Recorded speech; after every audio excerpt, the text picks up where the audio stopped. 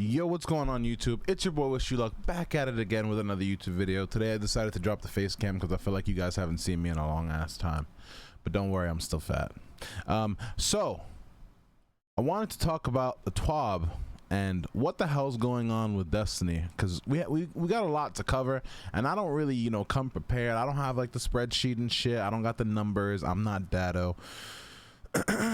But just to let's just do a short overview. So Joe Blackburn at Joe Goroth on Twitter goes on this thread about PvP, and I mean it's a thread. It is quite the thread. Let's see if I can find it. I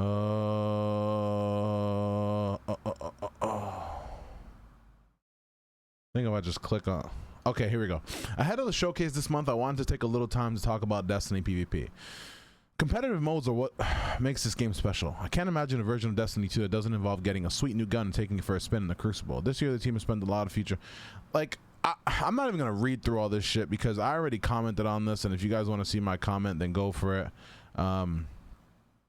But basically what he's saying is, like, the team is working on new modes for 2022, so next year, and that we're getting after reprise maps in season 16, season 17 will come with a brand new map. Season 17 is like May or June of next year, so you know, season 16 is slightly before that, so the 3 months before May is February, March, April is when we'll get 2 maps that we've already had before. So they took maps from us and they're gonna give it back to us as content, and then season 17 they're gonna give us an old D1 map remastered in May. So for those who don't understand, it's been 3 years, or it's gonna be 3 years without them adding a single new map to Destiny 2 Crucible.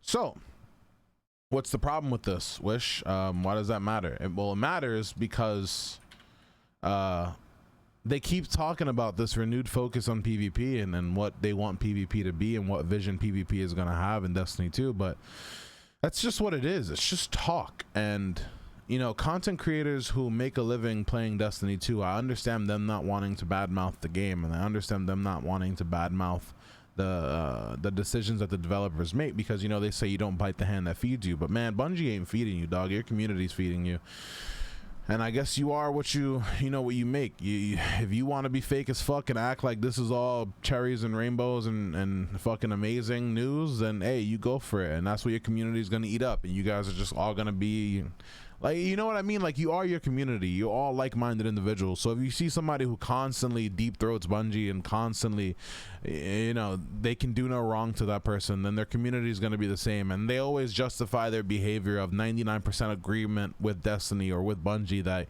like, oh, I'm critical on it. Look, I've talked shit about Shatter Dive. Like,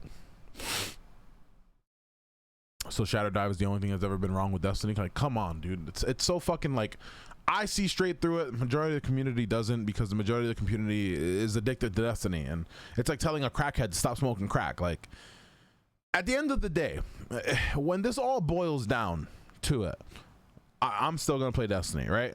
You still gonna play Destiny. Anybody who's still watching Destiny 2 videos in 2021 is still gonna play Destiny regardless of what the fuck they do. And Bungie knows this. Bungie abuses that fact that everybody who still plays Destiny is probably just addicted to Destiny.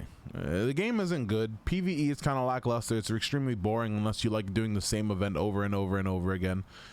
PvP is trash. It's only getting worse, and I'll go over that maybe in this video, maybe in another video, maybe in another video.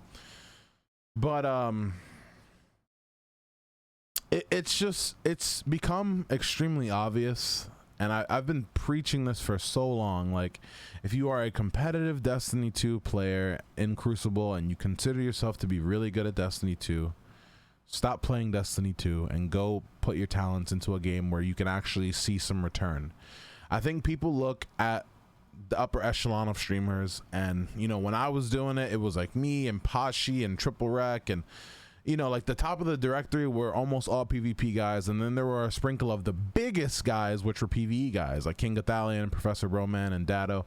Those guys strictly focused on PvE, and you know, the communities they lived amongst each other. Things weren't so hostile, things weren't so bad. And then shit hit the fan. Destiny community got outed as being one of the worst communities in the game in terms of their leaders, not the community. The community is fucking dope for the most part, but the community leaders that people thought were oh so amazing turned out to be some trash ass individuals. My point is that if does that unity that D1 had, it's not so much a thing in Destiny 2. And if you're trying to make a name for yourself, I just feel like it's a little too late. Don't get me wrong, like there's gonna be some mid-tier creators, mid-sized creators I should say, that make great content on Destiny and can, you know, get some subscribers and some traction in the community from that. But I don't think we'll ever see another megalodon in the community in Destiny 2. And with that being said, as Bungie takes this game in the direction that they want to take it, it's becoming increasingly obvious that Bungie is trying to take this game to as casual of a game as it can possibly be. And if you went over this TWAB, I'll link this TWAB in the description box below. You'll see what I'm talking about in terms of the Crucible. PvE has always been Bungie's bread and butter, but that doesn't mean you ignore PvP. Like that take that I constantly see on Twitter of, well, this game is a PvE game. It's like, if a game has 1 million players and 450,000 of those players are PvP players, it's not a PvE game, dog. It's a PvP and a PvE game. Now, you could justify the argument that this was a PvE game if we were talking like an 80-20 split, maybe even 70-30 split. If there was 300k PvP players and 700,000 PvE players every day, then okay, yeah, it's a PvE game, maybe. But you don't ignore 40% of your community, 45% of your community, and try to like justify Bungie's poor decision making because of those numbers. Like, oh well, only 45% of the community is really a PvP player, so it's okay if we ignore it. No, you fucking dumbass. That's half of your revenue. If I've said this so much, I've said this. It's literally I'm beating a horse to death on the ground at this point. If Bungie wanted to make the most money, they would take care of both sides of the game.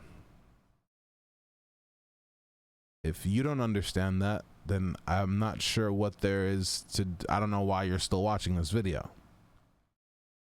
If it was about making money, if the Bungie's decisions were about making money, which is what PvE people think it is, PvE players think that if the game caters to PvE, that Bungie does the best. You don't understand business. If you focus on both aspects of your game and make them at least good, you will profit a lot more and you will have a much happier community that's more willing to give you money. I've said it so many times. If Destiny 2 was good, I would spend more money on Destiny 2. I couldn't tell you how much money I've spent on silver because it's not a lot. But if you look at a game, weird comparison, but if you look at a game like Fortnite when it was in its prime, I spent $2,000 in 3 months on Fortnite, literally on just skins. I've maybe spent $300 in Destiny over 7 years. Not including DLC purchases, obviously, because Fortnite you didn't have to buy the DLC purchases, so comparing the two is kind of unfair. I think the issue with Destiny 2 is, are the people who are in charge, the head honchos. I'm not talking about board members and investors. I'm talking about the people that are actually making the content and guiding the content line. Those are the major issues with Destiny 2. The people who make the decisions, the people who smash the gavel, this is what we're doing. Those people are the issues with Destiny 2. And look at me in the face. That's not changing. So this is the Destiny we're going to have to get used to. This Destiny of constant, I can't even say get used to. This is the Destiny 2 that we have to acknowledge as being what we're going to play for the foreseeable future. Nothing will change. We will always have the hype to the disappointment, to the reason behind the disappointment, to more disappointment. Now, like I said, I'm gonna still play Destiny. Why? Because we're all addicted to Destiny. We play Destiny because we're addicted. There's no other reason. You don't come home after work, working 10 hours a day, sit down and play Destiny because it's fun. Like, maybe you do. I know majority of me and my friends don't. If you are a Crucible player and you are a good Crucible player, pursue options where PvP is a focus. I'm gonna be 28 years old. I'm not trying to compete in esports. You guys are wasting your lives.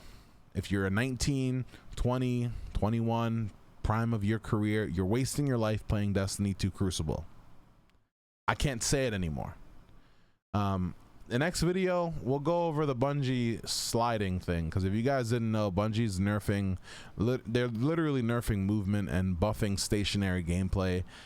And if that's like, that's literally a fucking middle finger to anyone who plays Crucible, and I'll explain to you in the next video why. Thank you guys so much for listening, whatever the fuck this video was. I'll see you guys in the next one. Peace.